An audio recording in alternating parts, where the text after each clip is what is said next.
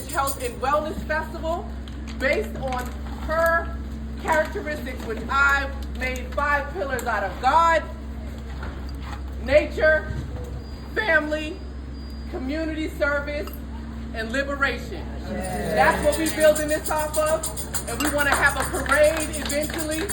We want a gazebo built at the Combahee River so we can go there and use that sacred space and hold a meditation. We want that marker changed to reflect Harriet's true contribution to that raid. And we want a day dedicated to Harriet Tubman. There is no national holiday for a woman. Curator of this festival, and this is my dad. It's a family thing, so thank y'all so much. This is my cousin Terrellyn over there, that's my business partner. That's Jerry with the camera, and it's just been the way that people have been supporting, including the village.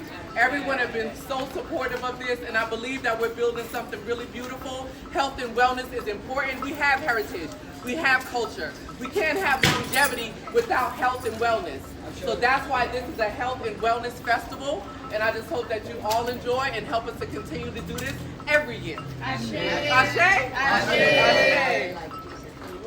It's our Memorial Day and extended festival of our ancestors, and what better way to be here with you. And it's such a salute to Harriet and all the energy that we have of her in our low country. His Royal Majesty, Oba Adefunmi II, to inherit this village that you've known has been here for 50-something years. And we're still here. That is the good news for today. And we are going to be graced by just a few thoughts and words from our king. Sir. I've been going to ask 100 children to gather around. 100 children, please gather around. Adúpẹ́ fún ìbáṣe òru, fún ìbáṣe ayé. Adúpẹ́ fún ọlọ́jọ́ ní, adúpẹ́ fún ọjọ́ lónìí. Adúpẹ́ gbogbo wọn ìrìmọ́lẹ̀, adúpẹ́ ìyáwà, ìyá tó bí aró mojúbá yìí.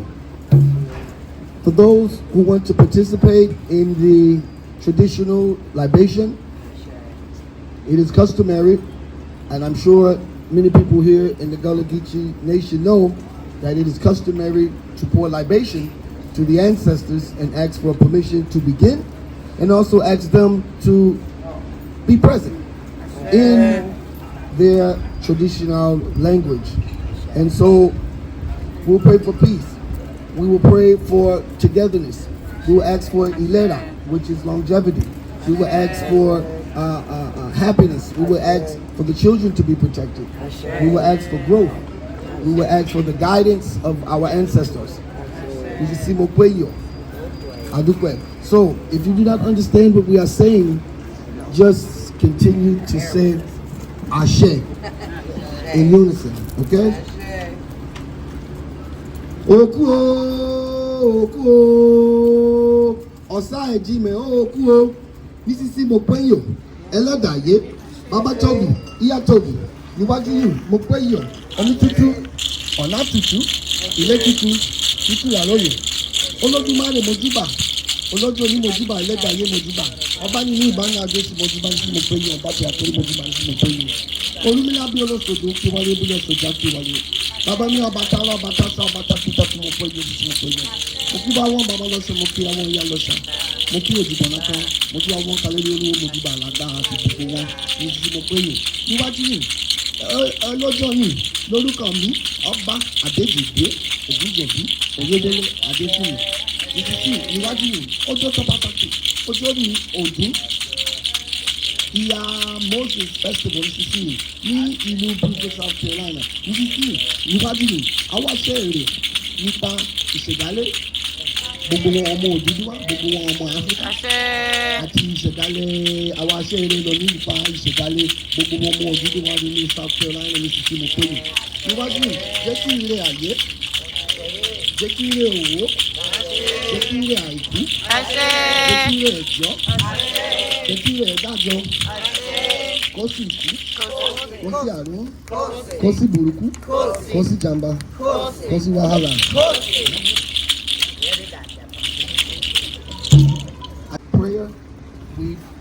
pour 3 drops, well, a little more than a drop, pour 3 times on the ground, we say omitutu, which is cool house, onatutu, which is cool road. Oh, cool water, first of all. Onatutu, which is cool road. Iletutu, which is cool house. And then we ask that the deity, the energy, the spirit of unpredictability do not harass us today. And then once we do that, then we ask, we say Olodumare Mojuba Bobo Iku, which means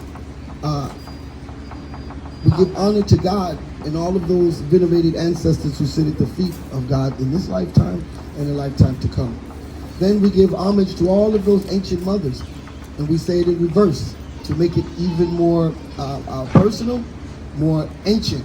When we say Yeye Baba, Baba Yeye, as mother and fathers, and father and mother, we say it both ways in reverse, because each of us have 4 grandparents, correct?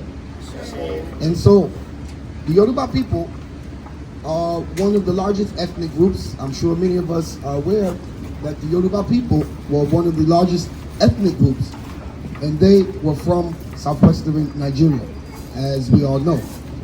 Many people today are receiving their DNA test, and they are finding out that they are Yoruba. And they find out that a Yoruba kingdom has existed in North America for over 50 years. And so we come from that kingdom called Oyotunji, and we came to be with you this afternoon.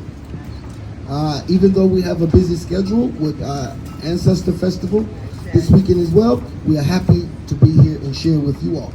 So thank you for inviting us. The Yoruba people of southwestern Nigeria, of which country that I was crowned in 2006 as the Oba, the Yoruba of North America, and my father was the first. And so we represent a long history of African people in North America trying to find and discover their history, culture, and supply their findings to their children, and basically leave a legacy so that our people know who we are. Interestingly enough, I'm happy to be related directly to the founder of the Yoruba cultural movement in North America, or really the father of the African cultural movement in North America. Because without Walter Eugene King, who then changed his name to Baba Adefunmi, and then became King Adefunmi, we do not know where we would be in terms of knowledge of our culture. Not just in Beaufort, but in the entire diaspora, and even Nigeria. So we give thanks for the Gullah Geechee Nation being a place where the culture of our ancestors can thrive and grow. Not many places have the culture that we have here in these Gullah Geechee Nation, various rivers and parks and low countries. We're excited to be able to be here today and speak on behalf of our Mother Moses. She was the one, if there ever was one.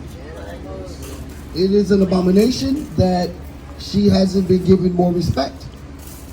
It's an abomination that they would rather continue the U.S. government and the people of the United States seemingly would rather have a slave owner than a slave freer. It contradicts the freedom of America.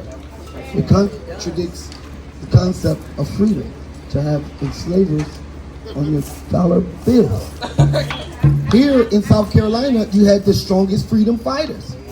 Before Mother Moses, you had the Stonewall Rebellion. It's not talked about as a great freedom fight. So if you're fighting for freedom, well, we want to put that in the museum downtown, and every school in America talk about this great fight for freedom. So it's very difficult for us to know where we're going if we do not know where we have been. I discovered the Harriet Tubman site before the bridge was built, before everything was excavated, and they were doing things there, because it was a sacred river. It was a river people went to. Just naturally, it must have just been in the hearts of the locals because people would go to that Kumbahi River. And over time, once the marker was built, just walking through the Gullah Geechee Nation sometimes, you know one of these old plantations, and you start walking, and if you know history well enough, and you're in tune with the spirit, the ancestors will speak to you, clearly. And I've taken hundreds of people on tours down through Harriet Tubman site, and then we take them down River Road. And once they go down River Road and they get to see the infrastructure that was involved in growing rice, the rice infrastructure, how massive it was. And then we begin to explain how, so you see that creek over there look like it run about 8 miles down? That was hand dug with no shovels, nothing. This was hand dug in early 1700s. It was hand dug, and then you get to see the mounds where the rice was, and some of them still got the locks up there. It's kind of scary to still see the locks or the gates as they were. It was African technology. African technology fueled the economy of this country. These children have to know that. The media's not going to tell them that. It's a source of pride. It's a source of pride. They're going to learn more about George Washington and Greek history, Greek culture.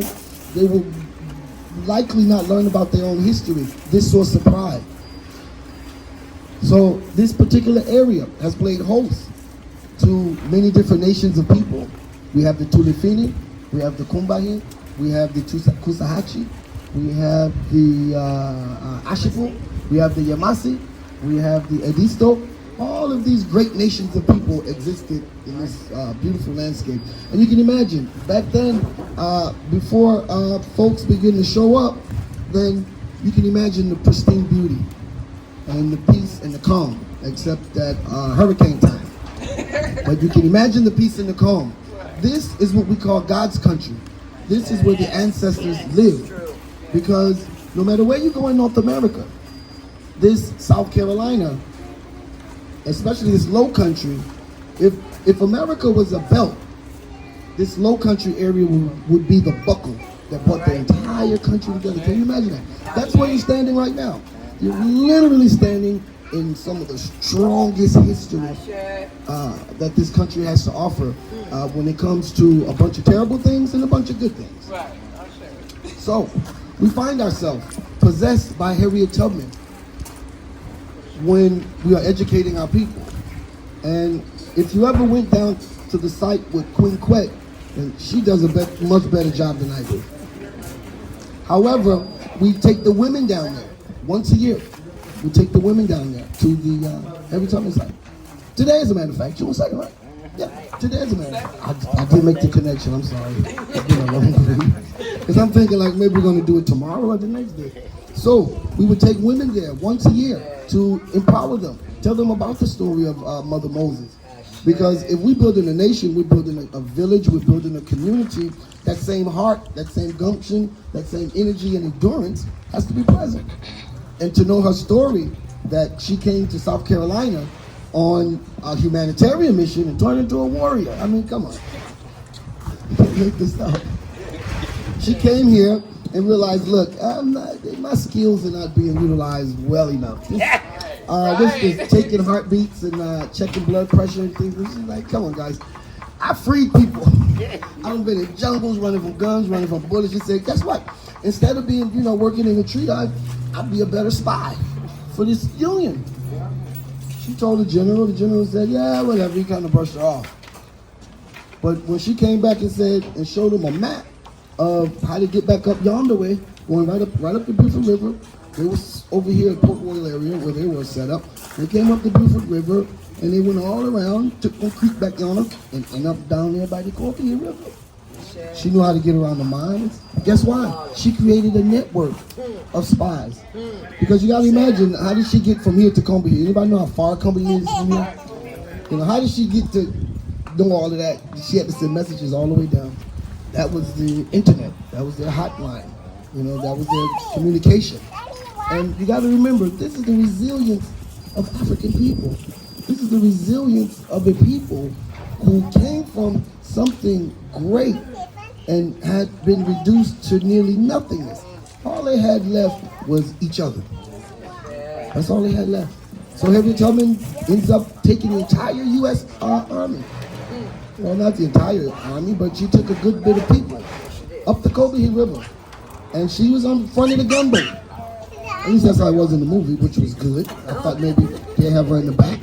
But they had her on the front of the gunboat. And if you read about it in Walter Edgar's book, he expresses it the same way, how Harriet Tubman knew the creeks. Going all the way back. If you ever took boats going that way, it's a mighty long way to get all the way back yonder on 17. She pulls up. The white plantation owners couldn't believe their eyes. Niggers on boats? They looked. They just couldn't believe it. With guns. Johnny, wake up. So they woke up all the field hands, woke up the overseers, woke up the indentured Africans. Everybody get up. And according to Walter Edgars, once the African people came out, they knew exactly what was going on. Because she had word already set up that they were coming. Because if you ever been down River Road, it's a washing plantation. And a lot of them are burnt, so there's plenty more still there. But each one of those were raided, going all the way down, all the way up, I think, 10 miles up the Combahee from 17 here. Raided.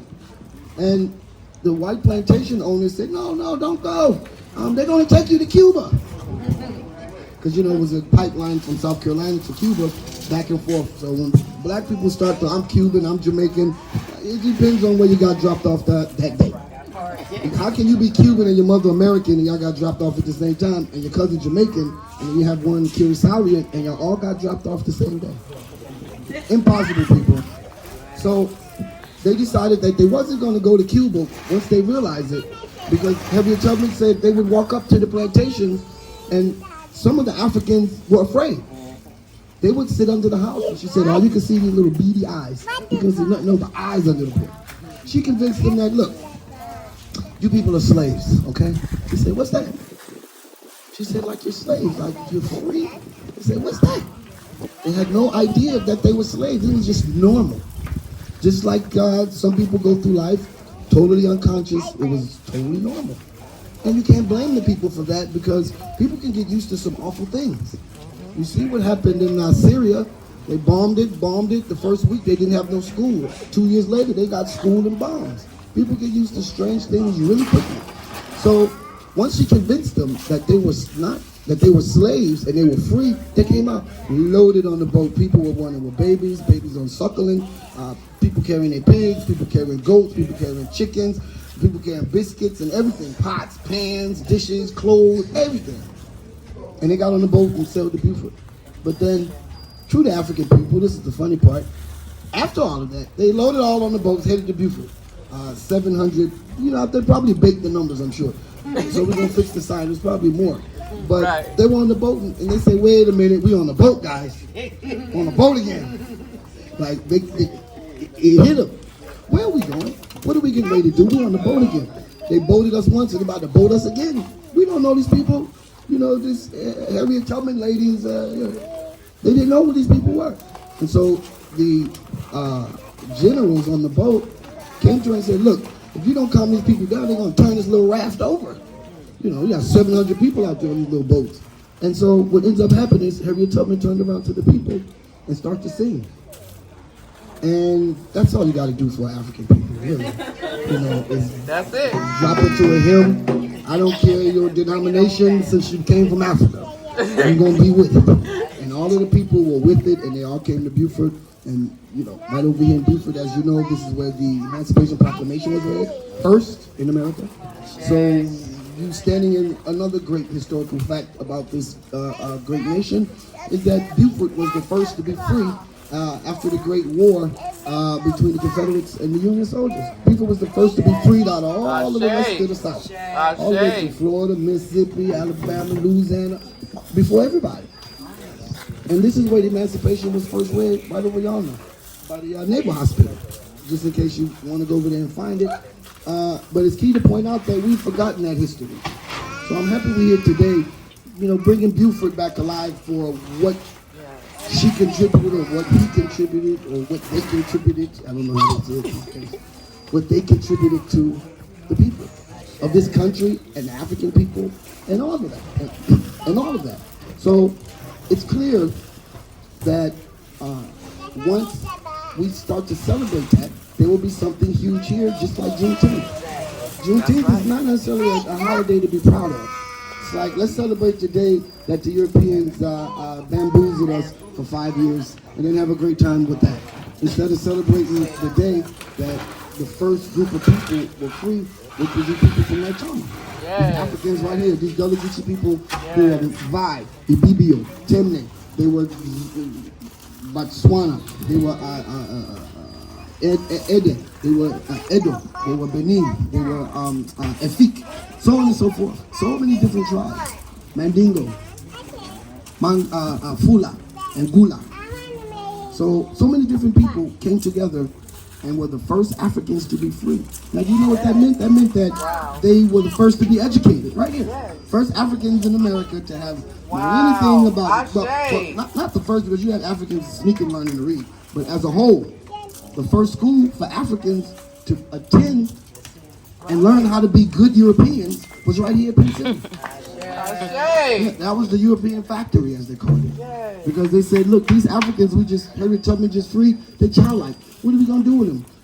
General Sherman, what are we going to do with them? They're childlike. And they said, well, build a school, and they got the European lady and Charlotte Fortin came down. All of them came down as missionaries, they were Quakers, came down and said, look, we're going to build a Penn school, right? And we're going to teach you how to be great Europeans. But remember, outside of that, the Africans were allowed at Penn Center to home in and profit from their agricultural skills. And so that's where you get these A&M schools from. They snatched the rug out from under black people in America when they took the A&M schools. Because the A&M schools was what? Your agriculture and mechanical. Now what runs the world? Agriculture and mechanical. I mean, hello. So that was strike 11. We got many more strikes to come, seriously.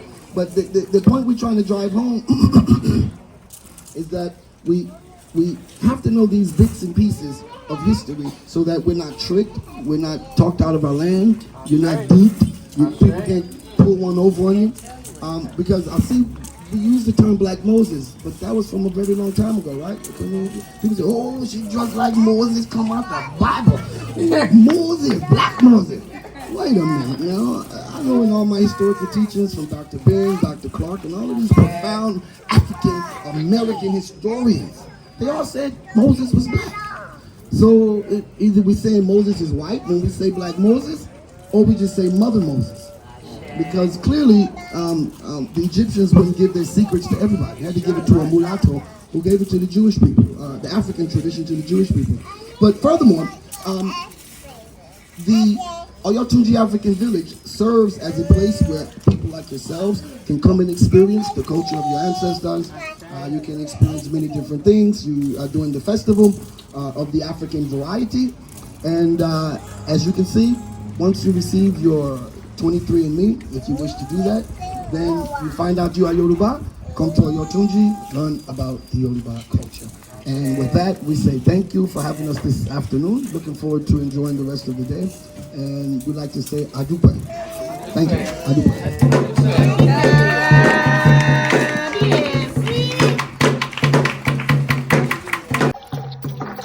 Yeah, yeah, yeah, yeah. Yeah, yeah, yeah, yeah. Yeah, yeah, yeah, yeah.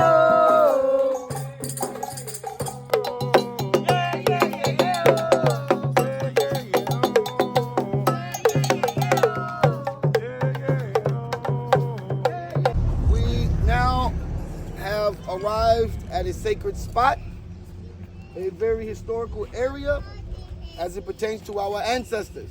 Sure. There's no telling how many thousands of African bones lie in the marsh. How many thousands of African bones can be found today if they were to be exhumed. But today they rest sleepfully, peacefully, hopefully, in their watery graves. They lay solemn. So we give honor to them, and we'll say some words, and then we'll pour libation to those ancestors who fought and contribute. And then we will pour libation and ask everyone to say their last name or a special ancestor in your immediate family that we can honor today. Oda. So we are gathered here to celebrate our dearly beloved Mother Moses. It is my honor to host and facilitate the ancestral libation today. African people have always made a great deal over birth, death, spending lots of money, and performing elaborate ceremonies. Death is considered a form of graduation into a higher existence where the spirit receives new enlightenment before returning to his family as a reincarnated new baby. In order for a good family spirit to return and not be lost in the spirit world, the family member must perform ancestral death rites and worship their ancestors regularly, offering foods, prayers, parties, and ceremonies. In African culture, we light a candle, post a picture, give the descendant a space in our home, and acknowledge their journey to the ancestral passage, and offer light to illuminate their passageway.